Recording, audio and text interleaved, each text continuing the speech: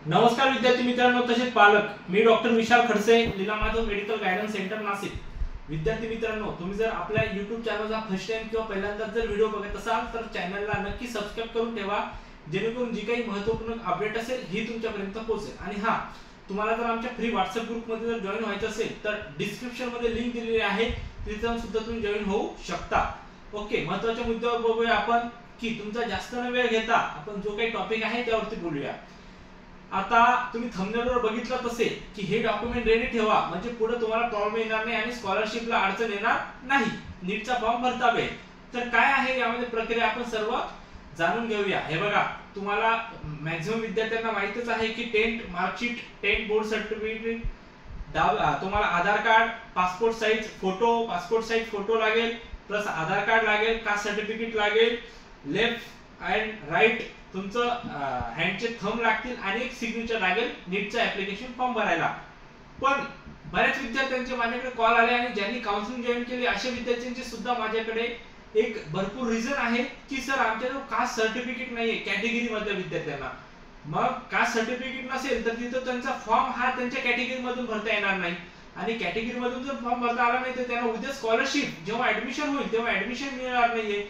तर माझं प्रत्येक विद्यार्थ्यांना आणि पालकांना एकच सांगणं असेल की तुम्ही कॅटेगरी सर्टिफिकेट आहे, SC ST OBC जे विद्यार्थी आहेत, ओपन वाल्यांना गरज नाहीये, बाकी जे विद्यार्थी आहेत अशा विद्यार्थ्यांना कास्ट सर्टिफिकेट काढून ठेवा। एक महिना कमीत कमी म्हणजे 25 दिवस आताही बाकी आहेत नीटचा फॉर्म भरायला। कास्ट सर्टिफिकेट फास्ट मध्ये जर काढायचं असेल तर एक 8 ते 10 दिवसात सुद्धा कास्ट सर्टिफिकेट हे निघतं। ज्या विद्यार्थ्याकडून कास्ट सर्टिफिकेट निघत नसेल, काही मदत पाहिजे असेल, लवकर कास्ट सर्टिफिकेट काढायचं असेल तरी सुद्धा जेवढी आमच्याकडे मदत होईल तेवढी आम्ही तुमच्यासाठी मदत करू, पण कास्ट सर्टिफिकेट काढल्याशिवाय फॉर्म भरू नका।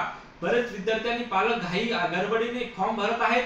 जर कास्ट सर्टिफिकेट नसेल, 1 महिना लागेल, 2 महिना लागेल, नीटच्या फॉर्मची डेट निघून जाईल, या भरोश्यावर विद्यार्थी आणि पालक हे ओपन मधून फॉर्म भरत आहेत। पण ही चुकी करू नका। उद्या तुम्हाला हे माहिती नाहीये की आता ओपन मधून भरल्यावर उद्या अडचण येईल, तर उद्या तुम्हाला सर्वच गोष्टीला अडचण तर येईलच, आणि जी स्कॉलरशिप मिळते तुम्हाला त्या स्कॉलरशिप मधून ऍडमिशन मिळत नाही, प्लस जो नीट मार्क्स लागतील तुम्हाला, जो तुमचा मेरिट आहे, जे स्कोर आहे ते सुद्धा जास्त लागतील। तर यावर सर्व गंभीर्याने लक्ष देऊन तुम्ही आधी कॅटेगरीचे डॉक्युमेंट सर्व काढून ठेवा, आणि मी जे काही डॉक्युमेंट सांगितले हे सर्व रेडी ठेवा, त्यानंतरच तुम्ही नीटचा ऍप्लिकेशन फॉर्म भरा। तर तुम्हाला आमच्याकडून जर भरून घ्यायचे असेल पेड काउन्सिलिंग मध्ये स्टार्ट टू एंड पर्यंत सर्व प्रोसिजर जर आम्हाला तुमची करायची असेल ते आम्ही करू, आणि तुमचा फॉर्म भरण्यापासून तुमचं ऍडमिशन होण्यापर्यंत सर्व प्रोसिजर ही आम्ही करू। ओके, व्हिडिओ जर तुम्हाला महत्त्वपूर्ण वाटला असेल तर तुमच्या गरजू मित्रांपर्यंत नक्की शेअर करा, जेणेकरून त्यांना या व्हिडिओचा बेनिफिट होईल।